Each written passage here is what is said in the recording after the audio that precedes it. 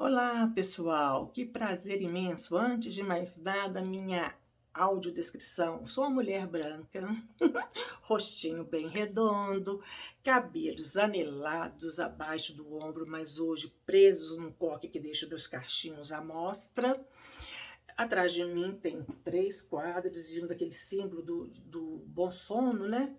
A parede é branca, tem uns livrinhos ali na mesinha de cabeceira, uma plantinha que é a árvore da felicidade que eu amo, e aqui uma cortina, enfim, essa sou eu e estou aqui com vocês. Ontem minha filha Sofia Mendonça já falou do autismo no feminino.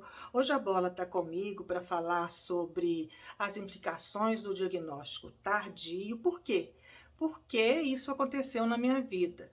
Eu me formei em relações públicas, jornalista, em jornalismo também. Depois eu fiz uma especialização em comunicação e gestão empresarial. Segui caminhando com muitos estudos e finalmente alinhei a minha trajetória no rádio. Sou radialista, amo o que eu fiz, o que eu faço. Hoje sou mais youtuber, palestrante, escritora. Tenho um trabalho muito bonito ao lado da minha filha, mas hoje eu sou uma outra pessoa. Por quê? Vamos começar do início. O meu diagnóstico veio em 2016. Eu já estava com 53 anos. Mas antes disso, eu já tinha sido apresentada ao autismo que sempre existiu na minha vida e na vida da minha família. Eu já tinha sido apresentada a ele formalmente desde que minha filha nasceu. Hoje ela está com 25 anos. Pois bem, ela nasceu, me chamou atenção por um jeito diferente de ser, por uma inteligência maior em algumas coisas, mas em coisas que para todo mundo era lógico, era fácil, ela não conseguia. Isso lembrava a mim, me fazia recordar de velhas neuras, me incomodava até, e eu comecei a procurar respostas para isso. O ano era que Sofia nasceu, 1997. Pouco se falava, quase nada se falava, principalmente na mídia. A gente ainda estava aí com o viés do TDAH, que estava vindo à tona, enfim. E em 1997, com o nascimento de Sofia, eu comecei a buscar respostas. Respostas. Com 4 anos, Sofia foi para uma psicóloga, ficou lá até os 6 para 7 anos e não teve resposta. Ou seja, naquela época, os profissionais estavam pouco preparados ou nada preparados para isso. Você tinha um ou outro mesmo que pontual. Continuei minha busca e comecei a ficar preocupada porque, com o passar do tempo, algumas características, porque até então eu conhecia características que me preocupavam sim, mas que não eram, que não chamavam atenção negativamente. Mas quando veio o ensino fundamental 1, Sofia começou a apresentar algumas características que me preocuparam e eu corri na busca do diagnóstico. Pronto. O diagnóstico de Sofia veio quando ela tinha 11 anos de idade. Hoje, se olhar com relação ao o meu veio quando eu tinha 53, então o diagnóstico da Sofia, né, não é nada tardio, mas sim, o diagnóstico de Sofia era tardio e a partir disso, e o ano era 2008, eu já pude ajudar muitas mães. Por quê? Porque elas ficavam desesperadas quando começou-se a querer o diagnóstico precoce, ainda era incipiente a questão de dar diagnóstico para bebezinho.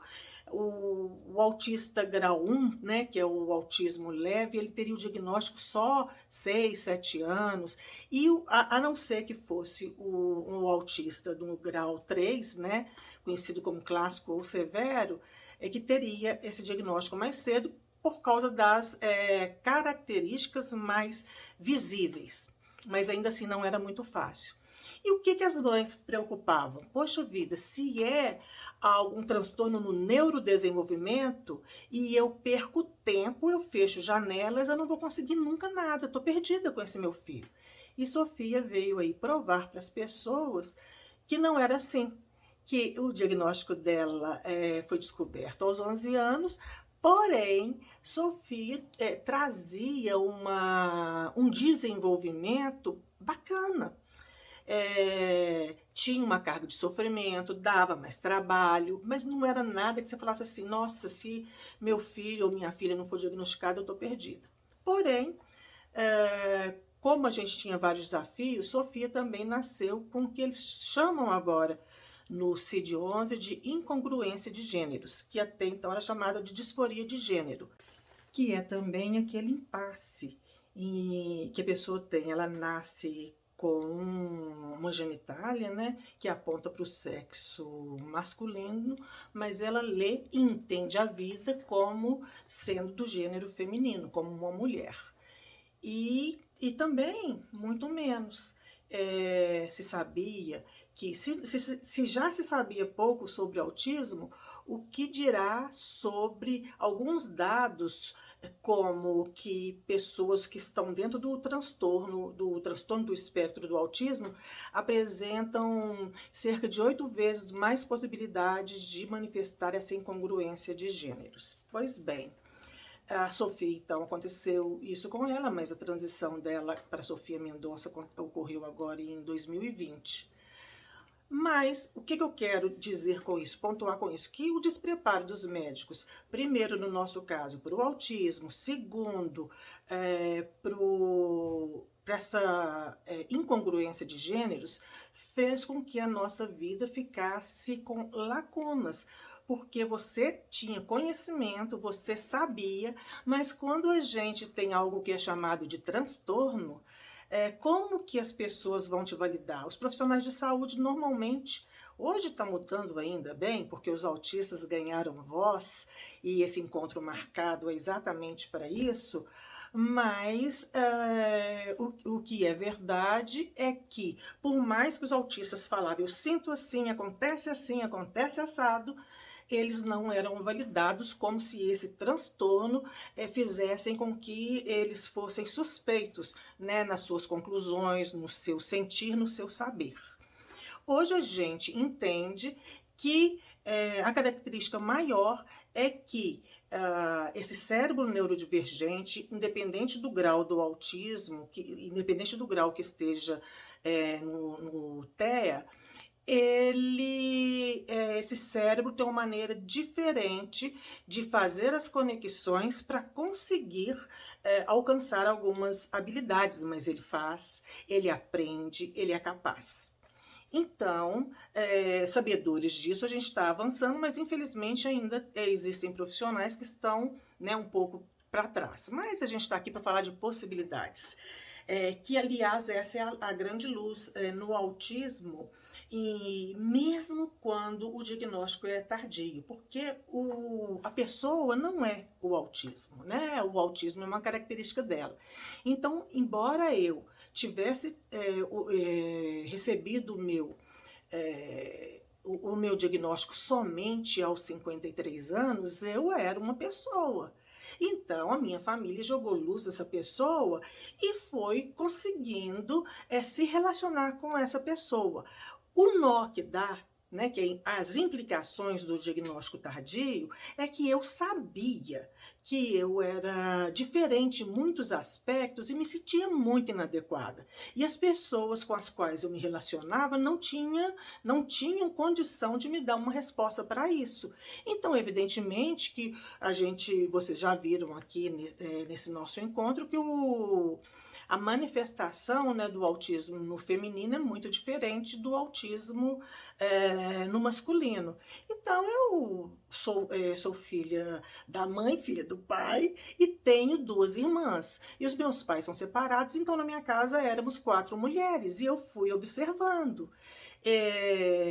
Mas a minha irmã caçula e muito mais o restante da família, como tios, primos, por quê? porque normalmente na família você tem traços, e a minha mãe tem muitos traços, e a minha irmã mais velha, eu penso, ela não faz questão nenhuma, né, que ela é 2 anos acima de mim de diagnóstico, mas ela, eu entendo também dentro do espectro, então assim, não tinha muito como copiar, mas me sentia acolhida por ela, porque ela, pelo menos em alguns aspectos, ela se parecia comigo. Mas, deixando isso, dessas coisas que são mais práticas, são mais fáceis de ver, se a pessoa falar, o ser humano vai entender o outro, quais são as implicações que você tem com o diagnóstico tardio no seu dia a dia? Gente, por vezes, o meu medicamento, os meus medicamentos acabam, eu estou aqui em casa, tem uma farmácia mais ou menos a 100, 200, 300 metros aqui de casa, 3 quarteirões. Eu não consigo, às vezes, ir lá. A minha mãe desconfia, porque quando eu tô mais assim, eu também não falo muito ao telefone. Eu já não falo muito, né? Assim, então, eu falava antes do diagnóstico, porque eu me esforçava, eu me agredia, né, à exaustão para atender o que os outros esperam de mim. Agora eu fico mais ensimesmada nos meus momentos. E eu não consigo ir à farmácia, eu não consigo explicar por quê. Não consigo explicar por quê. Eu sei que eu preciso e não consigo ir. E às vezes eu consigo trabalhar a minha cabeça, mas dependendo do tipo de rotina a que eu estiver submetida, eu não consigo resolver isso.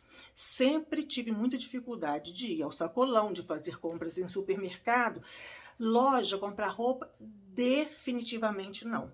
Porque aquelas ações de ir a uma loja que você não conhece, tentar a informação, por melhor que a loja seja, são muitas opções, são muitas escolhas.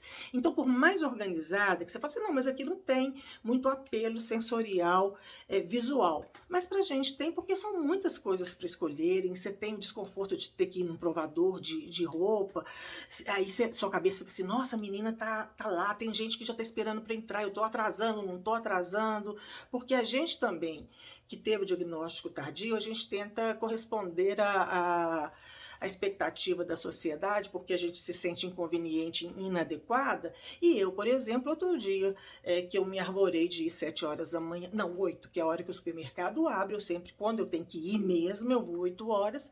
Tinha um senhor lá que estava com o radinho ouvindo e veio, eu falei assim, nossa, ele não tá me vendo aqui, não tá nem aí, nem se dando conta. Então, eu vou acabar esbarrando nele, mas eu não quero incomodá-lo. Eu puxei o carrinho para o meu lado para não esbarrar no moço, que passou lindo e maravilhoso, e eu passei o meu carrinho em cima do meu dedão do pé, morri de dor.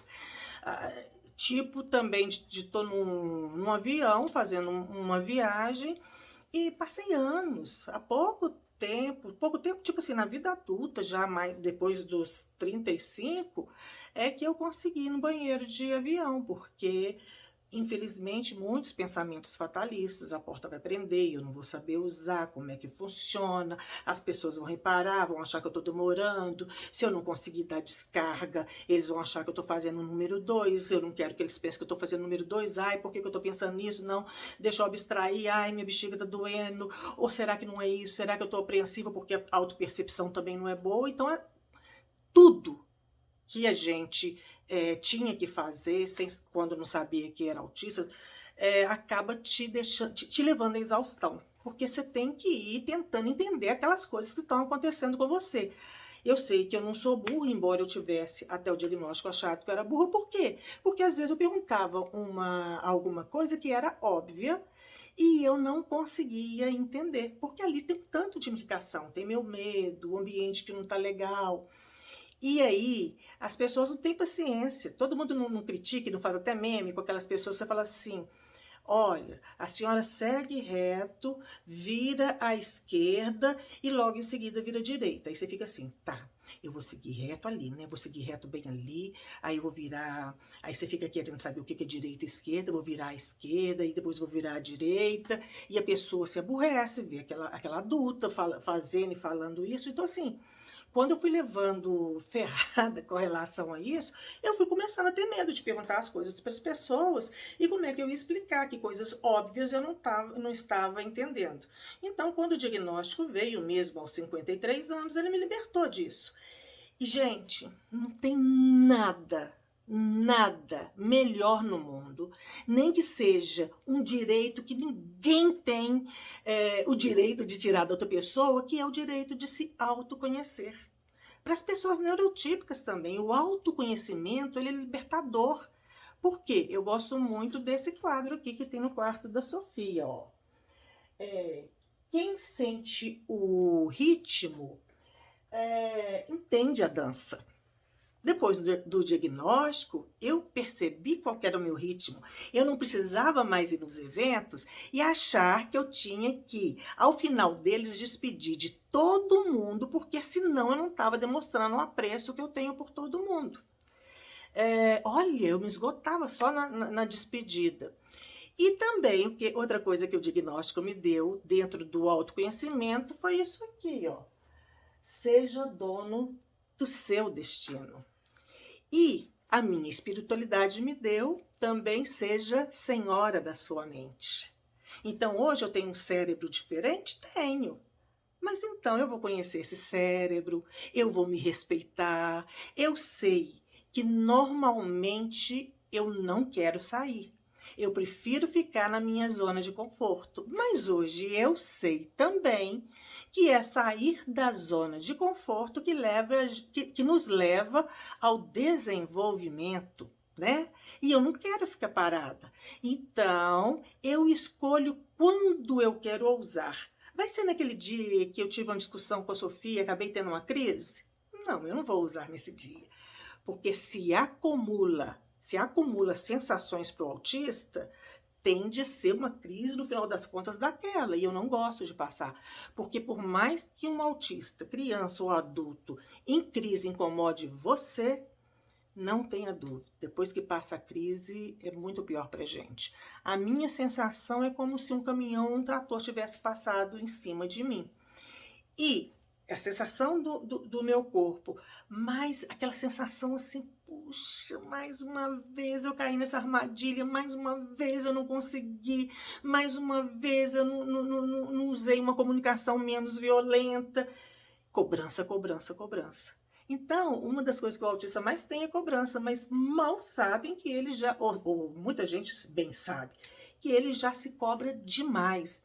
Então, o dia a dia do autista é uma eterna negociação, mesmo quando ele é criança. Porque quando ele abre o olhinho, ele já não tem aquela coisa da gostosa da criança. Oh, mais um dia, o que eu vou fazer hoje? O que será que a mamãe está fazendo? O que tá, o que não tá? Não, ele pensa assim. Nossa, acordei.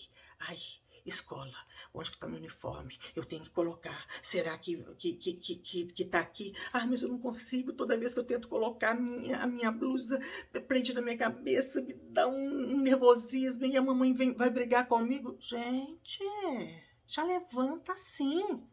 Isso não é brincadeira. Então, além dessas coisas práticas, quando a gente cresce sem o diagnóstico, que aí eu percebi por que eu tenho dificuldade de fazer compra, por que aeroporto para mim é terrível, por que eu tenho dificuldade de,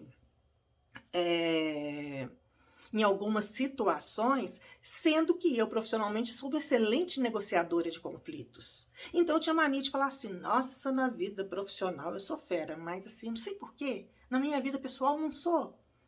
Na vida profissional eu criei uma personagem para dar conta de executar o que a minha essência, que buscou conhecimento, queria fazer, né? E na vida pessoal não dá, porque não dá para personagem atuar o tempo todo. Então era mais complicado.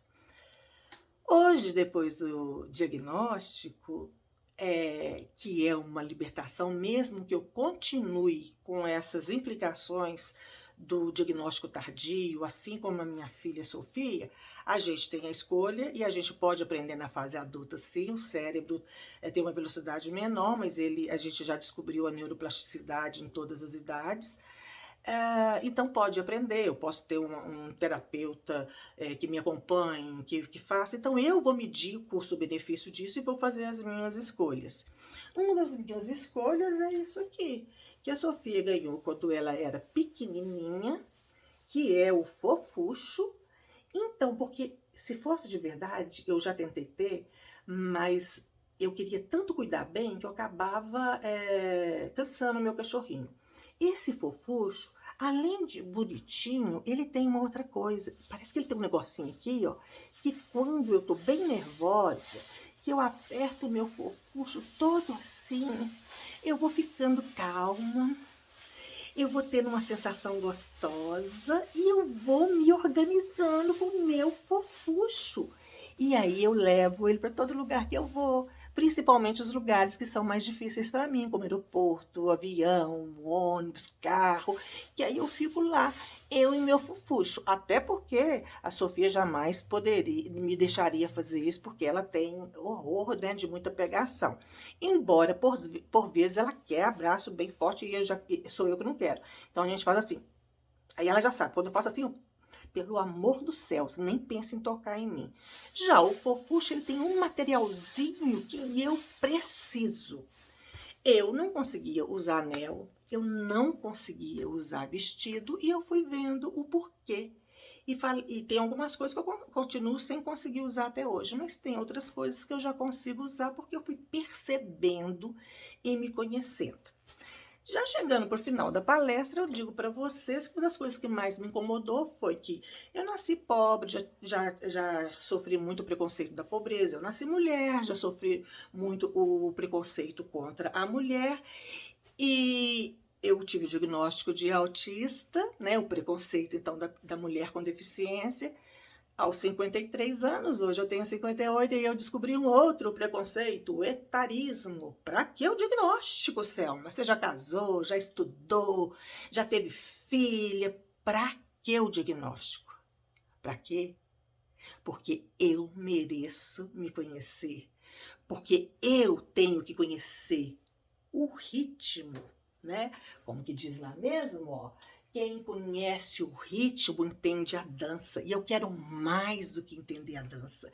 Eu quero dançar. Eu sempre adorei dançar, mas eu tenho que dançar sozinha, porque outra implicação é que o meu sentido vestibular, próprio perceptivo, essas coisas ainda não são boas. Então, assim, se eu me entregar à minha dança, eu consigo colocar o meu corpo num ritmo legal e que me agrade. Quando alguém me convida para dançar, vê lá, nossa, ela dança tão legal, ainda mais forró, né? Nossa, mas você dança tão legal. Para eu dançar legal com um parceiro, eu tenho que fechar o olho, imaginar só meu corpo e ir na onda. Porque se eu vir um outro corpo, se eu prestar atenção no outro, eu perco completamente o ritmo. Então, eu quero conhecer o ritmo para entender a dança e quero mais que entender, eu quero dançar. E todo mundo tem esse direito. Bobagem, para que você vai querer isso? Não mexe com isso não. Se você tem dúvida, não desista. Eu tenho depoimentos de pessoas que inclusive chegaram a ter, a antecipar a senilidade em função dos remédios de diagnóstico errado. Ah, isso é depressão. Ah, isso é transtorno de personalidade. E era autismo, minha gente. Quanta gente, principalmente mulher, sofre? Pra quê? A gente tem o direito de ser feliz.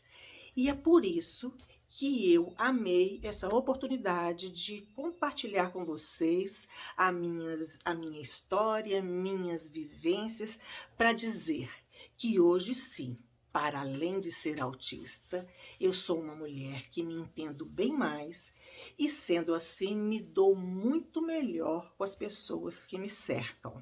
E respeito muito mais essas pessoas, mas principalmente os meus limites. Um beijo, um queijo e até a próxima. Obrigada pela oportunidade. Tchau, tchau.